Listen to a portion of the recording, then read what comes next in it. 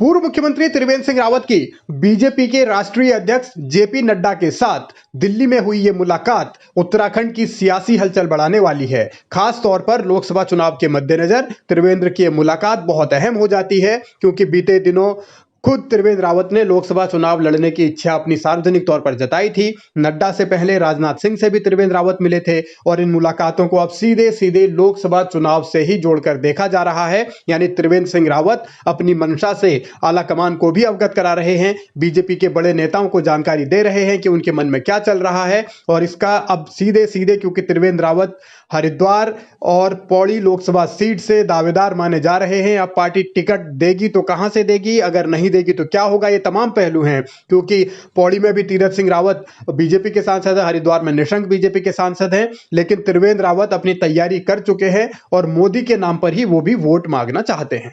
जो केंद्र का चुनाव होता है, राज्य का चुनाव होता है, दोनों के अलग अलग मुद्दे होते हैं और हम जितनी बार चुनाव में जाते हैं वो कहते हैं ना कि युद्ध में पुराने हथियार काम नहीं आते, नए हथियार तैयार करने होते हैं।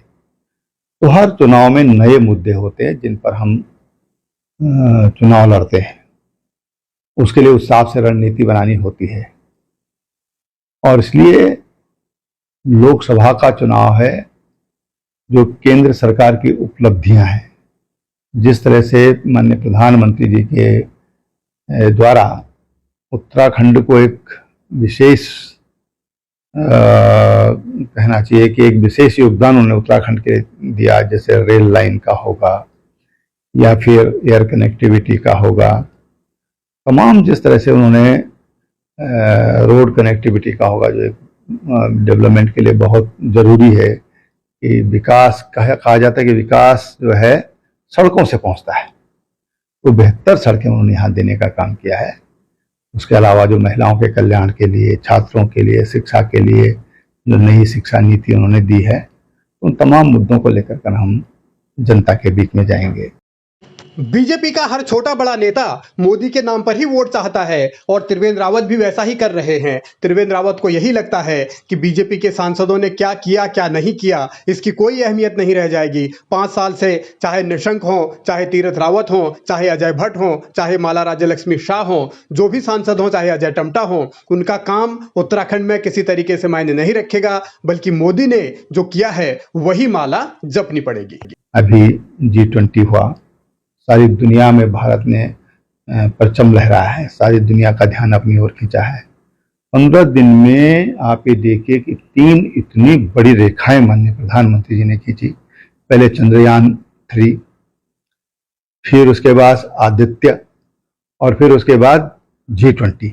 15 दिन में ये 3 इतनी बड़ी लकीरें माननीय प्रधानमंत्री जी के नेतृत्व में और माननीय प्रधानमंत्री जी के द्वारा खींची गई है। वो एक बहुत बड़ा प्रभाव, बहुत बड़ा उपलब्धि ये भारत सरकार की है और इन मुद्दों को लेकर हम जनता के बीच में जाएंगे। त्रिवेंद्र रावत के रुख से साफ है कि वो उत्तराखंड के मुद्दों को छूना भी नहीं चाहते। उत्तराखंड के सांसदों ने इस दरमियान क्या किया, उत्तराखंड की धामी सरकार क्या कर रही है, या फिर धामी बतौर मुख्यमंत्री उत्तराखंड के लिए क्या कर पाए हैं, इनसे त्रिवेंद्र रावत को कोई मतलब नहीं। त्रिवेंद्र रावत ने खुद मुख्यमंत्री रहते हुए क्या किया, वो उसका भी जिक्र नहीं करना चाहते। उन्हें सिर्फ मोदी का ही सहारा है और मोदी के ही सहारे वो सांसद बनना चाहते हैं।